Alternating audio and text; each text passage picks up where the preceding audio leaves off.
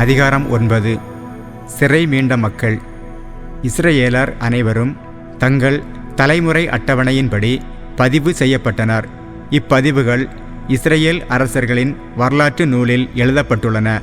யூதா மக்கள் அவர்களது கிளர்ச்சியை முன்னிட்டு பாபிலோனுக்கு நாடு கடத்தப்பட்டனர்.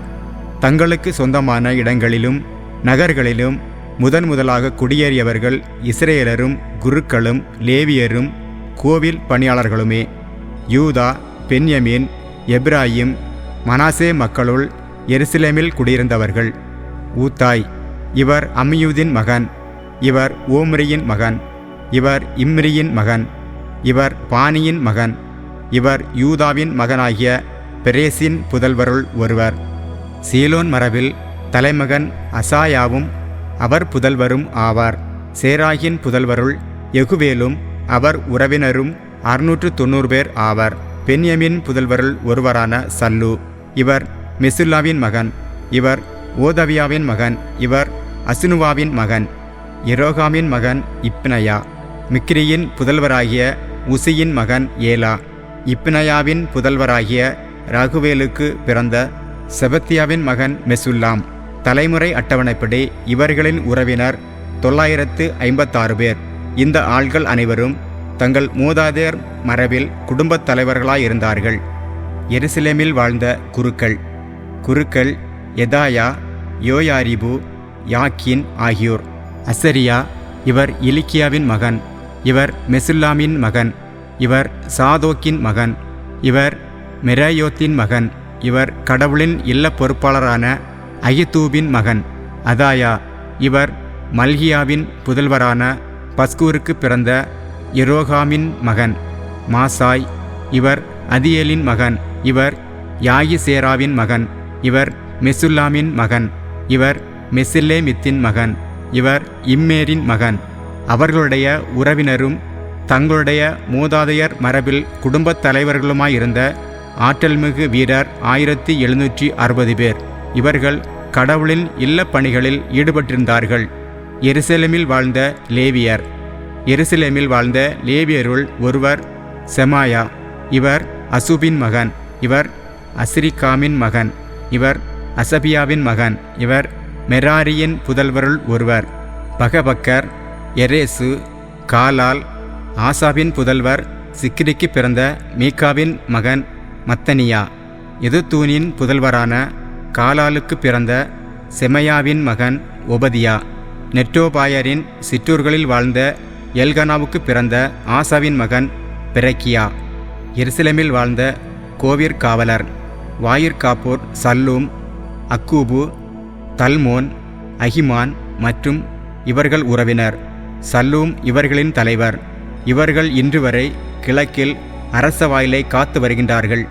இவர்களே லேவியர் தங்கிய பாளையங்களின் காவலர்களாய் இருந்தவர்கள். கோராகின் புதல்வரான எபியாசாபுக்கு பிறந்த கோரேயின் மகன் சல்லூமும் அவர் தந்தையின் வீட்டாரும் உறவினருமாகிய கோராகியரும் கூடார நுழைவாயில் மேற்பார்வை பணிக்கு நியமிக்கப்பட்டிருந்தனர். முன்பே அவர்களுடைய மூதாதையர் ஆண்டவரது பாளைய வாயிலை காத்து வந்தனர். எலெயாசர் மகன் பினகாசு முற்காலத்தில் அவர்களின் அதிகாரியாக இருந்தார். ஆண்டவர் அவரோடு இருந்தார். மெசெல்லேமியாவின் மகன் செக்கரியா சந்திப்பு கூடார நுழைவாயிலின் காவலராக இருந்தார். நுழைவாயில்களை காப்பதற்கு தெரிந்து கொள்ளப்பட்ட இவர்களின் எண்ணிக்கை 212. இவர்கள் தங்கள் சிற்றூர்களில் தலைமுறை அட்டவணைப்படி பதிவு செய்யப்பட்டவர்கள். இவர்கள் நம்பிக்கைக்குரியவர்களாய் இருந்ததால் தாவீதும் திருக்காட்சியாளர் சாமுவேலும் இவர்களை இப்பணியில் அமர்த்தினர். இவர்களும் இவர்கள் புதல்வரும் கடவுளின் இல்ல கூடாரத்தின் வாயில்களை காத்து வந்தார்கள். வாயிற்காப்போர் கிழக்கு, மேற்கு, வடக்கு, தெற்கு ஆகிய 4 பக்கங்களிலும் இருந்தனர். சிற்றூர்களில் இருந்த இவர்களின் உறவின் முறையினர் 7 நாள்கள் இவர்களோடு இருக்க மாறி மாறி வரவேண்டும். தலைமை வாயிற்காவலராகிய 4 லேவியரும் கடவுளின் இல்ல பண்டசாலைகளுக்கும் கருவூலங்களுக்கும் பொறுப்பாளர்களாய் இருந்தனர்.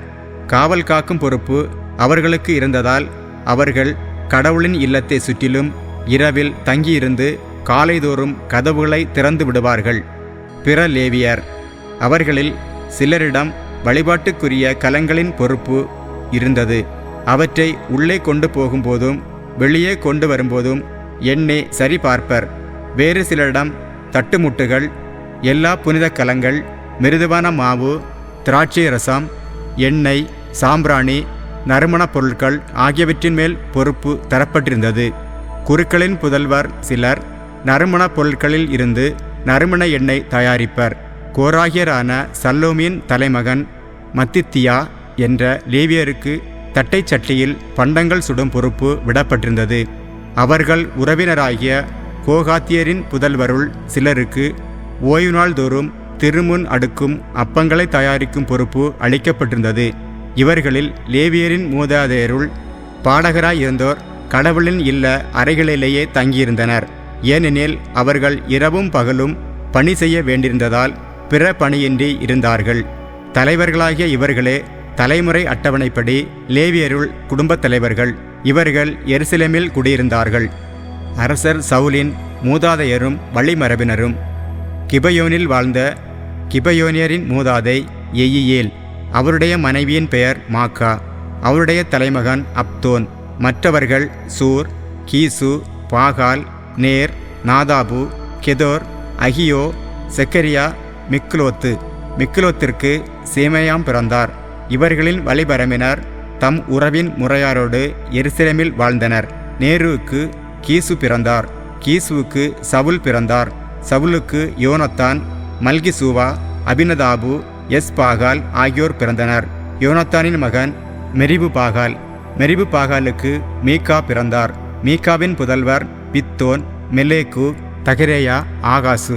ஆகாசுக்கு யாரா பிறந்தார். யாராவுக்கு ஆலமேத்து, அஸ்மாவேத்து, சிம்ரி என்போர் பிறந்தனர். சிம்ரிக்கு மோட்சா பிறந்தார்.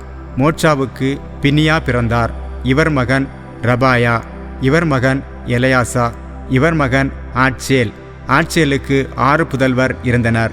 அவர்களின் பெயர்களாவன அஸ்கிரிகாம், பொக்கரு, இஸ்மயேல், செயரியா, ஒபதியா, ஆனான். இவர்கள் ஆட்சேலின் புதல்வர்கள்.